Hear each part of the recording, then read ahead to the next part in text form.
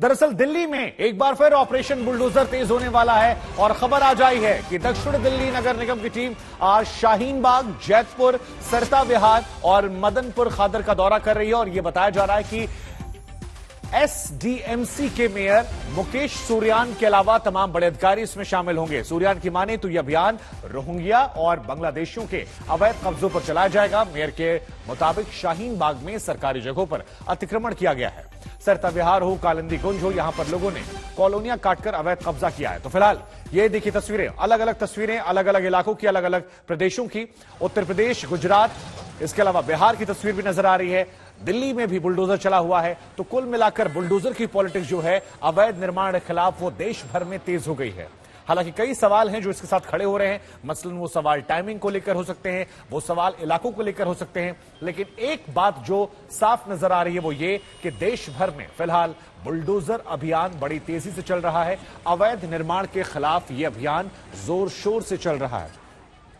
और अब सीधे चलते हैं आम आदमी पार्टी के दफ्तर। हमारे संवाददाता अभिषेक वहां पर मौजूद है। अभिषेक, जरा बताइए, 12 बजे का समय मुकर्रर किया गया था, क्या अब तक वहां पर यह प्रोटेस्ट शुरू हुआ है? अगर हुआ तो कौन उसकी अगुवाई कर रहा, और नहीं तो देरी क्यों? देखिए शुभांकर, बिल्कुल दफ्तर के बाहर लोग जमा होना शुरू हो चुके हैं। संख्या पिछले आधे घंटे में लगभग दोगुनी हो चुकी है समर्थकों की, और धीरे धीरे अब ये एक प्रोटेस्ट का रूप धारण करने लगा है। अब पार्टी के जो कार्यकर्ता हैं वो वेट कर रहे हैं नेताओं के आगमन का। जो भी इस प्रोटेस्ट को लीड करेगा, अभी तक ये कंफर्म नहीं है कि कौन सबसे अगुवाई करेगा इस प्रोटेस्ट में, सबसे आगे कौन जाएगा, उसके आने का इंतजार है। उसके बाद ही ये लोग आगे जाकर के, और यहाँ से मात्र 50 मीटर दूरी पर ही आप समझिए बैरिकेड्स लगे हुए हैं, वहाँ पर इनको रोकने की व्यवस्था की गई है। आगे बीजेपी दफ्तर तक नहीं जाने दिया जाएगा। कुछ लोग हैं हमारे साथ। क्या नाम है साहब आपका? चौधरी बलराज। बलराज साहब, बुलडोजर चला जहांगीरपुर में, उसके बाद ही आप प्रोटेस्ट करने के लिए आप लोग आए हैं। तो जहांगीरपुर में जो बुलडोजर चला वो तो अवैध निर्माण पर चला, किसी के भी घर नहीं तोड़ा गया, ये बीजेपी का कहना है। तो क्या अवैध निर्माण पे बुलडोजर नहीं चलना चाहिए? अब अवैध आप कैसे कहेंगे? 15 साल से एमसीडी में बीजेपी है, और अवैध निर्माण तो पहले ही हुआ, ये आज तो नहीं हुआ, 2-4 दिन में नहीं हुआ, 10-20 दिन में नहीं हुआ। तो अवैध तो इसे नहीं कह सकते। कुछ लोग तो अपनी पर्ची भी ले रहे हैं जो एमसीडी ने अलॉट की है उन्हें दुकान ने, किसी को देखा ही नहीं गया। जबरदस्ती जो है 15 साल से तो एमसीडी में बीजेपी है। एक मिनट भाई, तो ये है, बाकी तो ये है कि गलत। अभिषेक, हम आपके पास आएंगे। आप जो बातचीत कर रहे हैं उस पर भी नजर है। अगर बड़े नेता निकलते हैं तो वो भी हम दिखाएंगे कि प्रोटेस्ट कैसे आगे बढ़ रहा है। लेकिन सर्वे की कार्रवाई जो है वो कथित तौर पर रोहिंग्या और बांग्लादेशी लोगों के लिए की जा रही हो, लेकिन अनधिकृत कॉलोनियों में रहने वाले सभी लोग डरे हुए हैं। लोग डरे हुए हैं कि अगर बुलडोजर चलेगा तो नंबर उनका भी आएगा। हमारे संवाददाता कुमार कृणाल ने स्थानीय लोगों से बातचीत की, उनको भी हम आपको दिखाएंगे। लेकिन हमारे दूसरे सहयोगी हिमांशु मिश्रा जो कि शाहीन बाग में मौजूद हैं, उन्होंने भी एक रिपोर्ट भेजी। और शाहीन बाग, याद रखेगा, संदेश के लिहाज से बहुत महत्वपूर्ण जगह है, इसलिए इस रिपोर्ट को गौर से देखिए। यहाँ पर कुछ लोग हमारे साथ बात करने के लिए मुझसे बात करते हैं। क्या नाम है आपका? जलालुद्दीन। जलालुद्दीन जी, आप यहीं के रहने वाले हैं? जी। क्या काम है आपका? ट्रांसपोर्ट का। तो ये ट्रकें वगैरह सब आपकी? जी। तो ये एमसीडी के ड्राइव के बारे में पता है आपको? नहीं है मेरे को। हम तो पार्किंग देते हैं एमसीडी की। अच्छा, पार्किंग पूरी पार्किंग देते हैं? 3500 रुपए महीना वो साल के कटते हैं पार्किंग के। अच्छा, गवर्नमेंट के उसमें। अच्छा, गवर्नमेंट को पार्किंग देते हैं 3500 रुपए साल के। अच्छा। नहीं, मैं ये पूछ रहा था, ये सब नहीं पूछ रहा था कि आप कोई जानकारी है कि जो अतिक्रमण हुआ है उसके लिए एमसीडी की टीम आ सकती है? नहीं, उसकी कोई जानकारी। आपका क्या नाम है? मेरा नाम फयाज। फयाज जी, आपको पता है सरता विहार, मदनपुर खादर जो ये वार्ड है, जैतपुर, यहाँ पर एमसीडी की टीम जाएगी, लेकिन अभी कोई डिमोलिशन नहीं है। जो अतिक्रमण है उसके बारे में रिपोर्ट बना नहीं बॉस, हमें ऐसा आपको लगता है कि इस इलाके में अतिक्रमण है? नहीं बॉस, अभी नहीं। आपको नहीं? नहीं अभी नहीं। लेकिन जैसे आप जहाँ बैठे हैं ये एरिया? नहीं, अभी तक तो ऐसा कुछ भी नहीं देखा हमें। कब से हैं आप यहाँ पे? हमें तो 15 साल की उम्र से हैं हम तो। 15 साल से।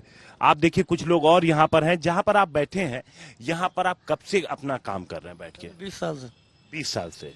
कभी कोई एमसीडी की टीम या कोई और कभी अथॉरिटी आई? क्या कहते हैं? वो हटवाते हैं गाड़ी, हम हटा लेते हैं। हमारा गाड़ियों का काम, हम चाबी मारे हटा देते, हमारा कोई नहीं, कोई परमानेंट हमारा कब्जा नहीं है। वो आते हैं, चाबी मारते हैं, हम चले जाते हैं। कभी जुर्माना वगैरह भी लगाया हो? जुर्माना भी लगा जी।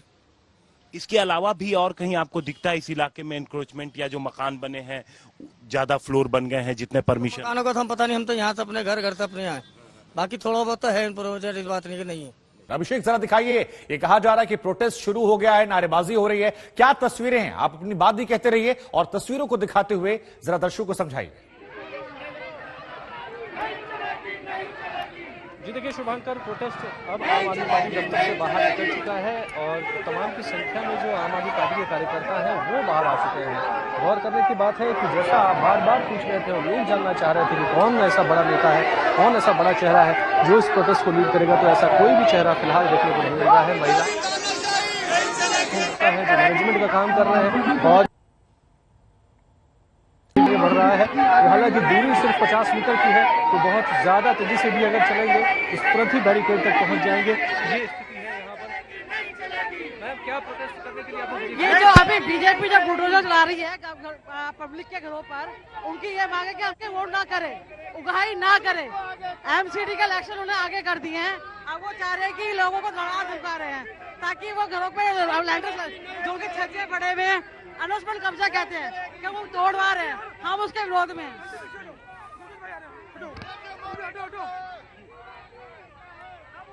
हम उसके विरोध में हैं। पाठक आकर आ चुके हैं, एमसीडी के जो इंचार्ज हैं वो आ चुके हैं हमारी पार्टी के, उनसे हम लोग बात करेंगे।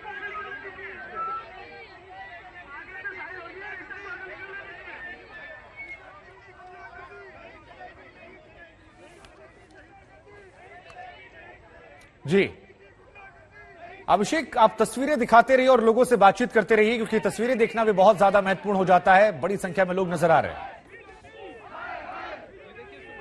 देखिए अब ये फाइनली बैरिकेड तक पहुंच चुके हैं, धक्का मुक्की शुरू हो चुकी है।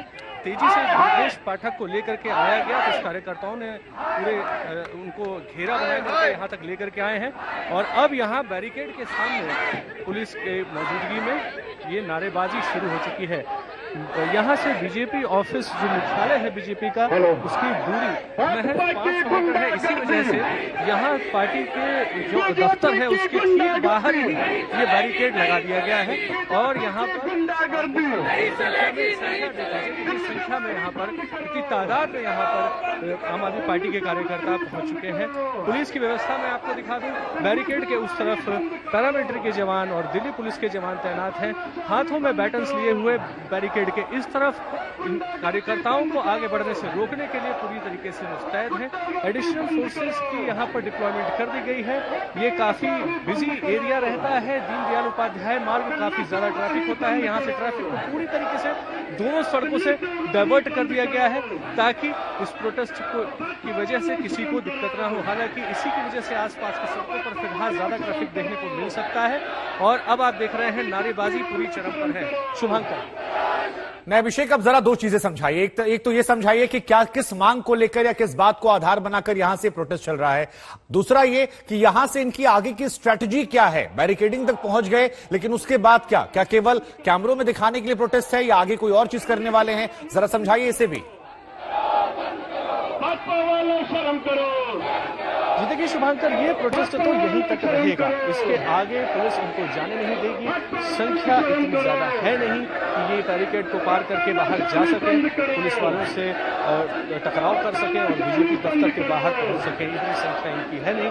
फिलहाल जो एक मैसेज जो क्लियर हो रहा है, जैसे कि आपने 2 सवाल पूछा, उसमें से पहला सवाल मुझे लग रहा है कि ये ज्यादा से ज्यादा जो प्रोटेस्ट है वो अपना रजिस्टर करने के लिए है कि हाँ हम इसके खिलाफ हैं, जनता को दिखाने के लिए है, वोटरों को दिखाने के लिए है कि हम इसके खिलाफ हैं। रेजोल्यूशन क्या होगा, एक्शन क्या होगा, ये अभी तक क्लियर नहीं है। बीजेपी पर, बीजेपी शासित एमसीडी पर उगाही का आरोप लगा रहे हैं। चूंकि 15 साल से बीजेपी तीनों एमसीडी पर उनका कब्जा है और यूनिफाइड एमसीडी में भी उनका कब्जा था। जब उसका बंटवारा हो गया, एमसीडी का 3 हिस्से में बढ़ गई, उसके बाद भी बीजेपी का कब्जा है। तो ये जो बैनर्स हैं ये दिल्ली वालों को, वोटरों को ये बताने के लिए हैं कि हमारी जो सरकार आएगी। नहीं तो क्या आप इसका मतलब ये निकाला जाए कि जहांगीरपुरी में या शाहीन बाग का नाम लेकर या बांग्लादेशी रोहिंग्या का नाम लेकर जो एक मैसेजिंग उस पार से की जा रही है, उसका काउंटर मैसेज जो है वो यहां से दिया जा रहा है वोटरों को, और कुल मिलाकर केंद्र में सियासत ही है, चाहे उस पार से हो चाहे इस पार से हो। जी बिल्कुल, सियासत चरम पर है, बुलडोजर सेंटर में है और उसी को ध्रुव मान करके चारों तरफ उसके सारी पॉलिटिकल पार्टीज घूम रही हैं।